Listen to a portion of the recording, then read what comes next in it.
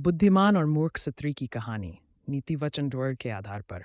एक गांव में दो स्त्रियां रहती थीं, सुजाता और माया। सुजाता बुद्धिमान थी, अपने परिवार का ध्यान रखती और समझदारी से हर निर्णय लेती। माया लापरवाह थी, छोटी छोटी बातों पर गुस्सा करती और गलत फैसले लेती। सुजाता ने प्यार और मेहनत से अपना घर बनाया। वह अपने पति और बच्चों की देखभाल करती, घर को सहेजती और परिवार में शांति बनाए रखती। वहीं माया हर दिन झगड़ा करती, अपने घर के कामों को टालती और अपनों से कटती गई। एक दिन गांव में संकट आया। सुजाता की समझदारी और मेहनत से उसका परिवार सुरक्षित रहा, लेकिन माया की लापरवाही से उसका घर टूटने की कगार पर आ गया।